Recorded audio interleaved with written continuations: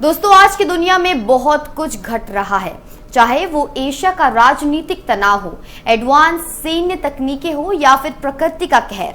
हर बातों में भारत की सुरक्षा और हितों का प्रश्न जुड़ा हुआ है। तो आइए जानते हैं इस बुलेटिन में आज के विश्व समाचार।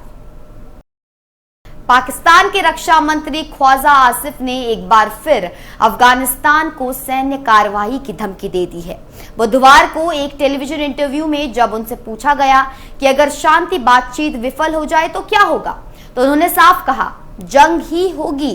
ये बयान बेहद महत्वपूर्ण इसलिए है क्योंकि गुरुवार को दोनों देशों के प्रतिनिधिमंडल इस्तांबुल में तीसरे दौर की बातचीत करने वाले थे। पाकिस्तान के रक्षा मंत्री ने अफगान तालिबान पर आतंकवादियों को पनाह देने और सीमा पार हमलों में कार्रवाई न करने का आरोप लगाया है। पिछले महीनों में दोनों देशों के बीच कई तीव्र सीमा झड़पें हुई हैं और पाकिस्तान अपने हमलों के लिए अफगानिस्तान को जिम्मेदार मानता है।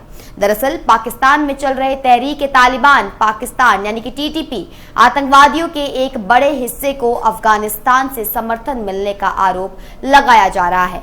आसिफ का ये बयान दोनों देशों के बीच तनाव को और भी ज्यादा गहरा करेगा। साथ ही इस्तांबुल के आने वाली बातचीत भी अब संदेह के घेरे में आ गई है। अफगान तालिबान ने भी पाकिस्तान के विरुद्ध गंभीर आरोप लगाए हैं।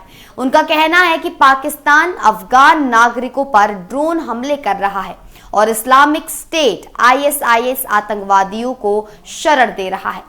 गुरुवार की बातचीत में सीमा झड़पों, ड्रोन हमलों और व्यापार रुकावटों पर चर्चा होने की संभावना है। अभी तक 8,000 से अधिक अफगान कंटेनर पाकिस्तान में फंसे हुए हैं और 4,000 और कंटेनर आने का इंतजार कर रहे हैं।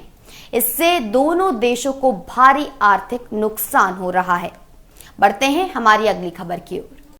एक बहुत ही महत्वपूर्ण खबर भारत की सुरक्षा के संदर्भ में सामने आई है। रूस की एक तकनीकी टीम ने भारतीय aeronautics company Hindustan aeronautics limited यानी HAL को एक रिपोर्ट सौंपी है। इस रिपोर्ट में कहा गया है कि HAL के पास 5वीं पीढ़ी के Su-57 स्टेल्थ लड़ाकू विमान के उत्पादन की क्षमता है। रूस टीम ने सितंबर में HAL के बेंगलुरु, नासिक और कोरापुट की उत्पादन सुविधाओं का निरीक्षण किया था। उनके विश्लेषण में पाया गया कि HAL के पास पहले से ही लगभग 50% क्षमता मौजूद है, जो Su-57E के घरेलू उत्पादन के लिए आवश्यक है। ये संभव है क्योंकि HAL पहले से ही Su-30 MKI लड़ाकू विमान बना रहा है और इसमें उनके पास 2 दशकों का अनुभव है। रूस ने भारत को Su-57 की 100% तकनीक और सोर्स कोड भी सौंपने का ऑफर दिया है। ये दुनिया में बहुत ही दुर्लभ उदाहरण है कि किसी एडवांस स्टील्थ प्रौद्योगिकी को किसी अन्य देश को पूरी तरह ट्रांसफर किया जाए। मई में रूस के राष्ट्रपति व्लादिमीर पुतिन की भारत यात्रा की योजना है। माना जा रहा है कि पुतिन की इस यात्रा के दौरान भारत और रूस के बीच इस विमान के जॉइंट प्रोडक्शन पर एक बड़ा समझौता हो सकता है। भारतीय वायुसेना के पास लड़ाकू विमानों की संख्या लगातार कम हो रही है। अगर ये सौदा तय होता है तो न सिर्फ भारत की सुरक्षा शक्ति बढ़ेगी, बल्कि भारतीय एरोस्पेस इंडस्ट्री को वैश्विक मंच पर नई पहचान मिलेगी। बढ़ते हैं हमारी अगली खबर की ओर। फिलीपींस में तूफान कलमेगी ने भारी तबाही मचाई है। राष्ट्रपति फर्डिनांड मार्कोस जूनियर ने गुरुवार को पूरे देश में आपातकाल की घोषणा की। इस तूफान में अब तक कम से कम 114 लोगों की मौत हो गई, जबकि 127 लोग लापता हैं। रिपोर्ट के मुताबिक कुल 241 लोग या तो मारे गए हैं या लापता हो गए हैं। ये इस साल फिलीपींस में अब तक की सबसे भीषण प्राकृतिक आपदा है। ज्यादातर मौतें तूफान से आई तेज बाढ़ में डूबने से हुई हैं। प्रांत सेबू सबसे ज्यादा प्रभावित हुआ है। कलमेगी से लगभग 20 लाख लोग प्रभावित हुए हैं और 5.6 लाख से अधिक गांव वासियों को विस्थापित होना पड़ा। इनमें से करीब 4.5 लाख लोगों को आपातकालीन शिविरों में शरण दी गई है। आपातकाल की घोषणा से सरकार को राहत कोष के वितरण में तेजी लाने और खाद्य सामग्री की कीमतों को नियंत्रित करने की शक्ति मिल गई है। बढ़ते हैं हमारी अगली खबर की ओर। अमेरिकी राष्ट्रपति डोनाल्ड ट्रंप ने एक चौंकाने वाला फैसला किया है। उन्होंने घोषणा कर दी है कि वो इस महीने के आखिर में दक्षिण अफ्रीका में होने वाले G20 शिखर सम्मेलन में भाग नहीं लेंगे। ट्रंप ने साफ कहा है, दक्षिण अफ्रीका को G20 में होना ही नहीं चाहिए।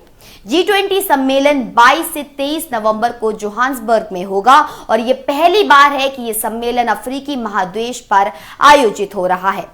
दक्षिण अफ्रीका ने दिसंबर 2024 से G20 की अध्यक्षता संभाली है। ट्रंप के इस कदम से ये बातें सामने आती है कि अमेरिका की नई सरकार की विदेश नीति में क्या बदलाव होने जा रहे हैं। भारत ने 2023 में G20 की अध्यक्षता की थी और उस समय अमेरिकी राष्ट्रपति जो बाइडेन दिल्ली में आए थे। बढ़ते हैं हमारी अगली खबर की ओर।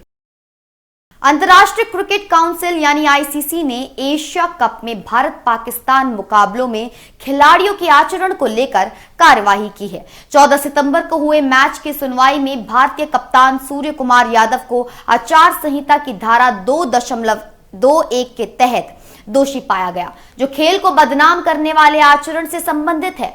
उन्हें मैच फीस का 30% जुर्माना और 2 डीमेरिट पॉइंट्स दिए गए।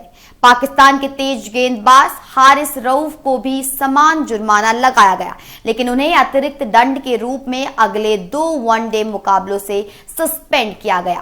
पाकिस्तान के साहिबजादा फरहान को केवल चेतावनी और 1 डीमेरिट पॉइंट दिए गए। आईसीसी का यह संदेश स्पष्ट है कि बड़े मैचों में भी आचार संहिता का पालन अनिवार्य है और खेल की परंपरा को सम्मान देना खिलाड़ियों की जिम्मेदारी है। ये सभी घटनाएं बताती हैं कि विश्व राजनीति में कितना तनाव है। एक तरफ पाकिस्तान अफगानिस्तान संघर्ष, दूसरी तरफ बड़ी शक्तियों का खेल और उसमें भारत को अपनी सुरक्षा और हितों को मजबूत करने की चुनौती है। दोस्तों, इन सभी घटनाओं पर गहरी नजर रखनी होगी और आप हमारे साथ ऐसे ही जुड़े रहिए इंडिया न्यूज के डिजिटल प्लेटफॉर्म पर, क्योंकि हम आपको हमेशा ये अपडेट्स देते रहेंगे। मैं निकिता रावत फिर मिलती हूँ कुछ और खबरों के साथ। धन्यवाद।